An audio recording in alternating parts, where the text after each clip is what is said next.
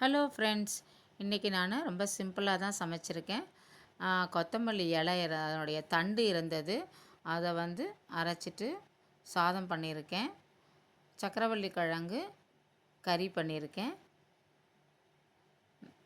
இப்போ ஃபஸ்ட்டு நம்ம சக்கரவள்ளி கிழங்கு கறி எப்படி பண்ணலான்னு பார்க்கலாமா? சக்கரவள்ளி கிழங்கை ஸ்லைஸாக கட் பண்ணி வச்சுருக்கேன்.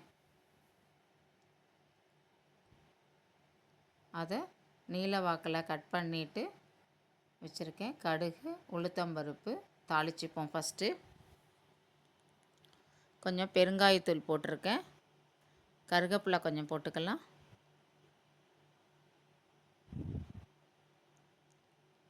கட் பண்ணி வச்சுருக்கிற சக்கரவள்ளி கிழங்கை வாஷ் பண்ணிவிட்டு இதில் எடுத்து போட்டுக்கலாம்.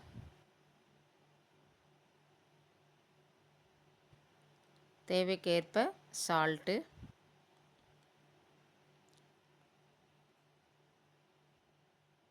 கொஞ்சம் சாம்பார் பொடி போட்டிருக்கேன்.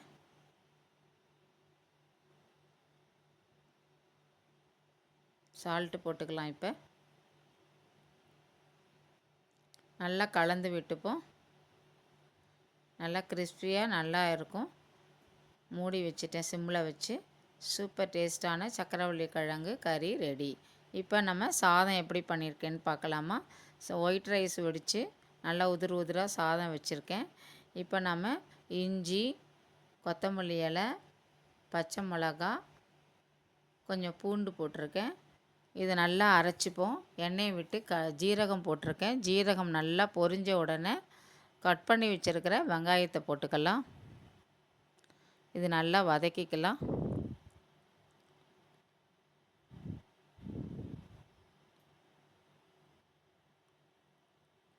இப்போ கொஞ்சம் சால்ட்டு போட்டிருக்கேன். வெங்காயம் நல்லா வதங்கி வந்துச்சு.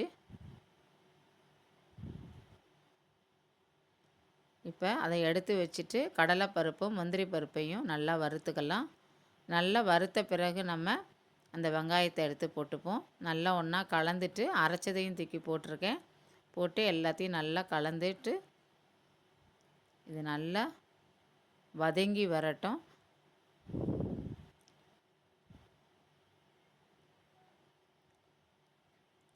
இப்போ சாதத்தை எடுத்து கொஞ்சம் கொஞ்சமாக இதில் போட்டுக்கலாம். அடுப்பை அணைச்சிடுவோம்.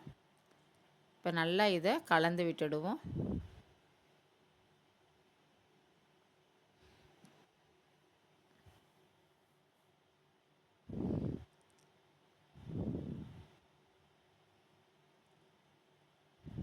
நல்லா கலந்துப்போம். கொத்தமல்லி சாதம் ரெடி ஆயிடுச்சு. ஒயிட் ரைஸு, கொத்தமல்லி சாதம், சக்கரவள்ளி கிழங்கு கறி, தயிர். Thank you friends.